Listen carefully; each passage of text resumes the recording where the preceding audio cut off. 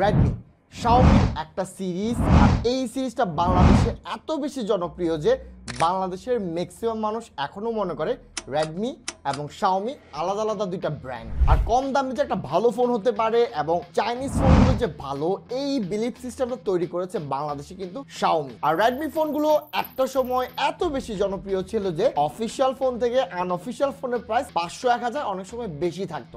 আমি নিজেও 2017 সালে রেডমি 4X ইউজ করতাম, আর ওই সময় ওই ফোনটা ইউজ করতে পারাটা কিন্তু ফ্ল্যাক্স ছিল। যাই হোক, মার্কেটে বর্তমানে প্রচুর পরিমাণে কম্পিটিশন, এর মাঝেও রেডমি 14C লাস্ট ইয়ারের সবগুলো ফোনের মাঝে বেস্ট সেলিং ফোনের মাঝে 6 নাম্বার পজিশন হোল্ড করেছিল। আর আমার হাতে এটা রেডমি 15।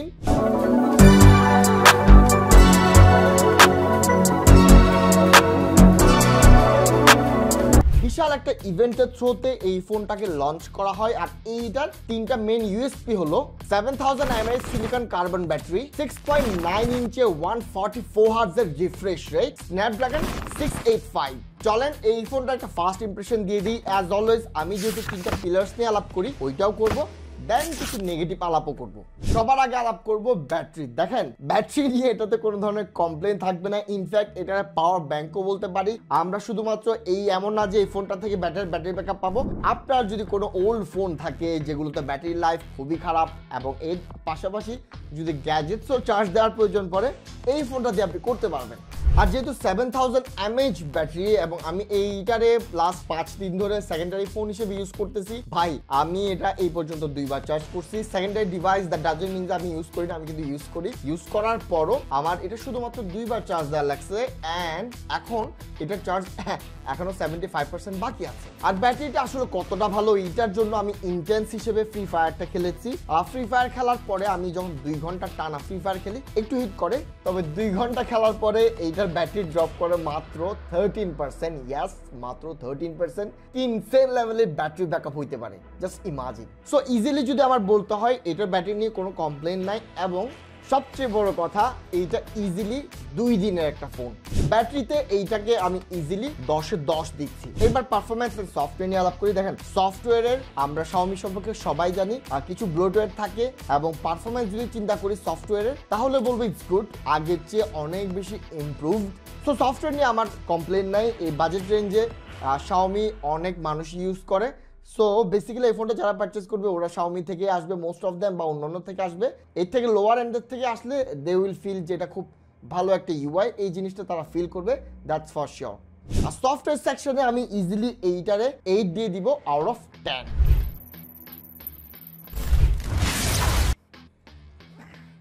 ওকে, এইবার আমরা আলাপ করব পারফরমেন্স নিয়ে। দেখেন পারফরমেন্সের জন্য এখানে পেয়ে যান স্ন্যাপড্রাগন 685, আর এইটার অ্যান্টুডি স্কোর অলমোস্ট 4.5 লাখেরও বেশি। দেখেন যারা পোকো F1 ইউজ করেছেন তারা জানেন ওইটার স্কোর অলমোস্ট 4.5 লাখের আশেপাশে ছিল। কিন্তু স্যাড পার্ট হইলো 2018 সালে যেটা ফ্ল্যাগশিপ প্রসেসর ছিল, আজকের দিনে ওই পাওয়ারফুল প্রসেসরটা, ওই লেভেলের পাওয়ারফুল প্রসেসরটা কিন্তু বাজেট প্রসেসর।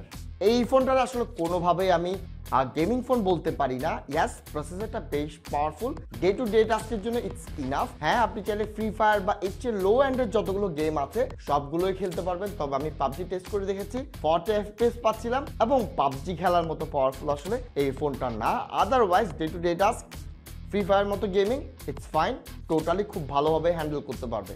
আর পারফরমেন্সের বাজেটটা বিবেচনা করে এইটাকে আমি দিয়ে দিব 7 আউট অফ 10। এইবার আসি ক্যামেরা নিয়ে। দেখেন এই ক্যামেরাটা আমি টেস্ট করার জন্য চিড়িয়াখানায় গিয়েছিলাম। অনেকগুলো ছবি পেয়ে যাবেন এখানে আমার এবং বাঘ ভাল্লুকের সাথে।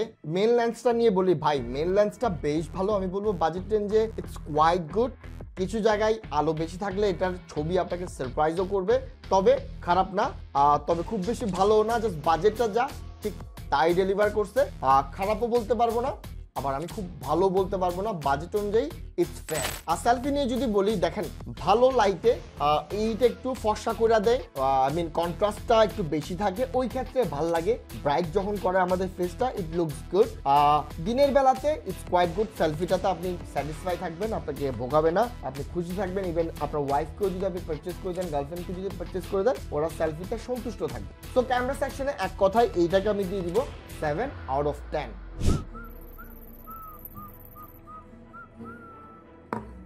চলেন একটা ভার্ডিক্ট দিয়ে দিই। দেখেন এই ফোনটা কোনোভাবেই একটা পারফেক্ট বাজেট ক্যামেরা ফোন না, আবার কোনোভাবে পারফরমেন্স সেন্ট্রিক ফোনও না। এইটা বেসিক্যালি ব্যাটারিতে অবভিয়াসলি অনেক জুস, কিন্তু এইটার আপনি একটা পারফেক্ট অলরাউন্ডার বলতে পারেন। আর ওই কারণেই আমি এই ফোনটা আসলে সাজেস্ট করব।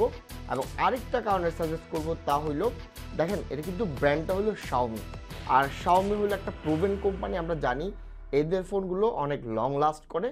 সো ওই দিক থেকে এদের অপটিমাইজেশন এবং স্ন্যাপড্রাগনের সাপোর্ট, তার উপর 7000 mAh ব্যাটারি থাকার কারণে এইটা ইজিলি লং লাস্ট করবে। ব্যাটারি চিন্তা করলে ওই দিক থেকেও পারফরমেন্স, যেহেতু স্ন্যাপড্রাগন অবভিয়াসলি লাস্ট করবে। দেন হইলো শাওমি, এদের অপটিমাইজেশন ইজ প্রুভেন, ওদের আসলে আর প্রুভ করার মতো নাই। সো এই ফোনটা আমি আসলে মানুষকে সাজেস্ট করব। আর ভিডিও এখানেই শেষ করলাম। আর এই একটু ডিফারেন্টভাবে করার ট্রাই করলাম। আপনাদের যদি পছন্দ হয়ে থাকে আমি কন্টিনিউ করব। আর ভিডিও ভালো লেগে থাকলে লাইক, কমেন্ট, শেয়ার, সাবস্ক্রাইব করে পাশে থাকবেন। ধন্যবাদ। আসসালামু আলাইকুম।